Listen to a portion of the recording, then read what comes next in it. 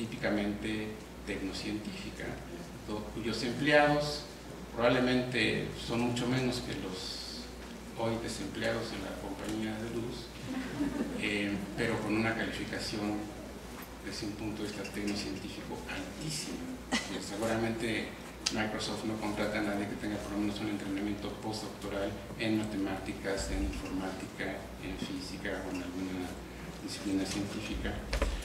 mientras que pues, las empresas típicas de la sociedad industrial pues, requieren muchísimo personal. Piensen ustedes en las empresas petroleras, en las empresas cerveceras, todas las típicas de la sociedad industrial, cuya calificación puede ser mediana o muy bajita. Se requiere entrenamiento pues, para manejar quizás una máquina, pero no se requiere gran capacidad de trabajo intelectual. Y entonces con poco personal, estas empresas en informática, en biotecnología, están generando mucha más riqueza que las empresas típicas de la sociedad industrial. Entonces lo que se ha venido llamando sociedad del conocimiento son sociedades en realidad cuyas economías están basadas en el conocimiento y que significa que sus sistemas económicos se están desplazando a darle prioridad a este tipo de sistemas de producción económica basados en el conocimiento, donde lo que se transforma en muchas ocasiones es el conocimiento mismo. Piensen ustedes en la producción de software. ¿Qué objeto material se está transformando ahí? No es como las empresas petroleras, no se extrae algo de la naturaleza y luego se le transforma, sino se transforman objetos abstractos, se transforma conocimiento y genera mucha más riqueza. Ahora, como ocurrió con la sociedad industrial, generar mayor riqueza con base en nuevos sistemas de producción económica no significa que esa riqueza se reparta de una manera justa en la sociedad,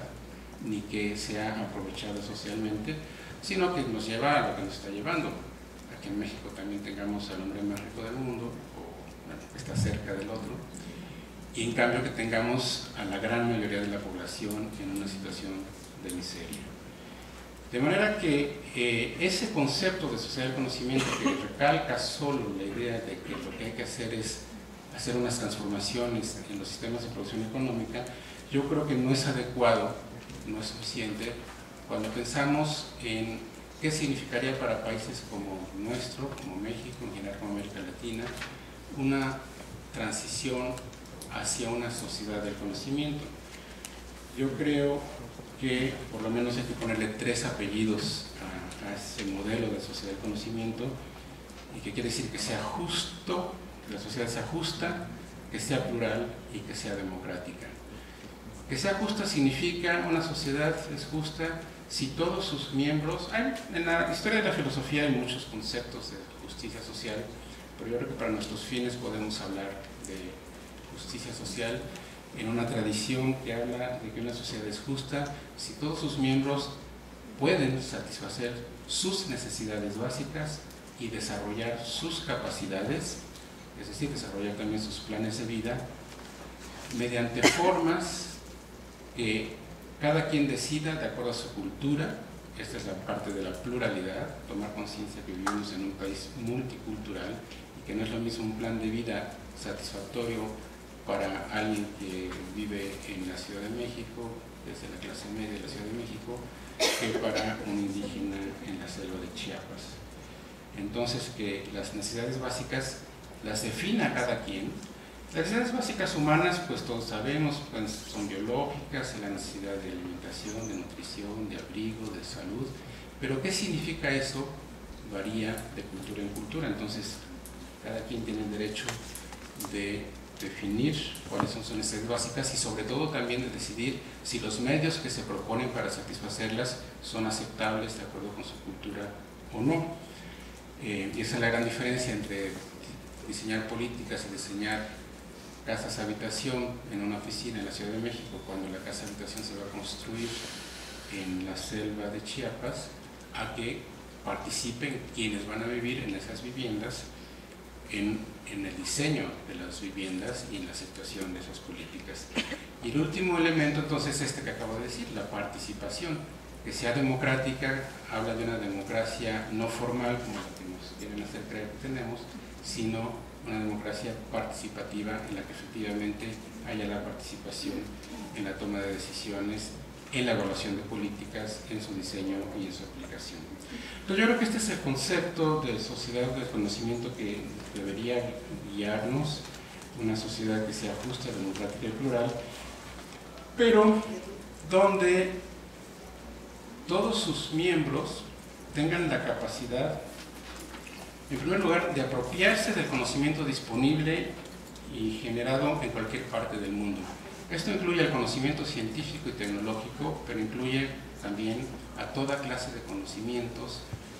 que, como decíamos desde el principio, pueden no considerarse legítimos desde el punto de vista científico-tecnológico, pero que si adoptamos una posición en términos filosóficos llamaríamos un pluralismo epistemológico y un reconocimiento de que hay distintos criterios de validación epistémica, es decir, que los conocimientos pueden ser legítimos, auténticos conocimientos, pero de acuerdo con distintos criterios. Entonces, todos estos conocimientos pueden ser y deben ser incorporados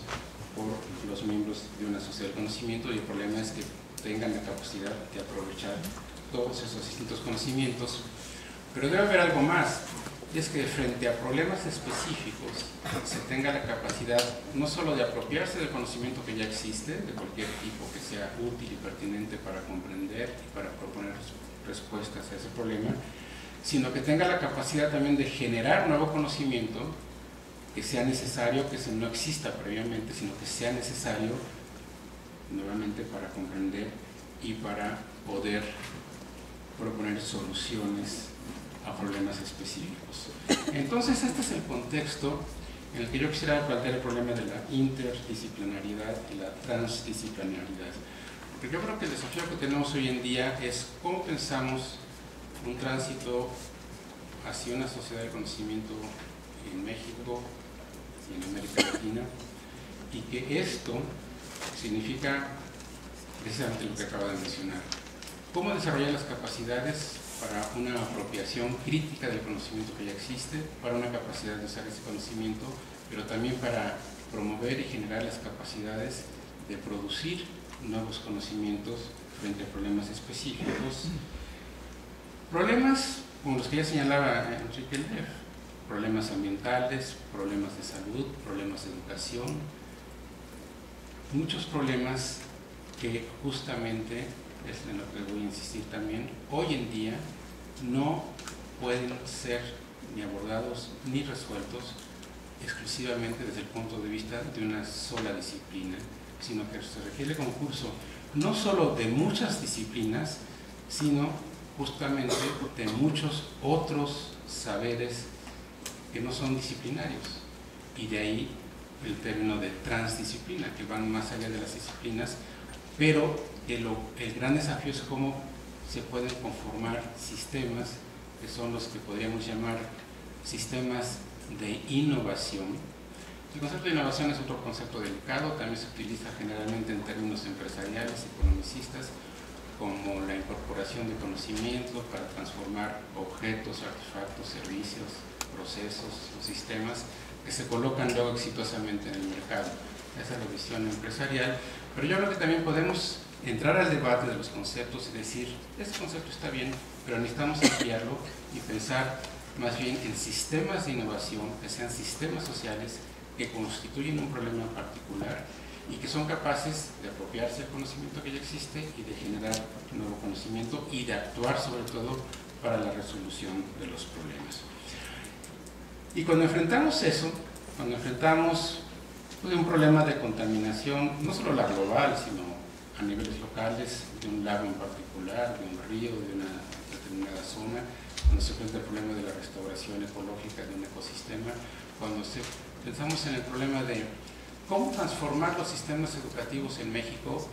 nacional y localmente, por ejemplo, qué tipo de conocimientos justamente debería aprender un niño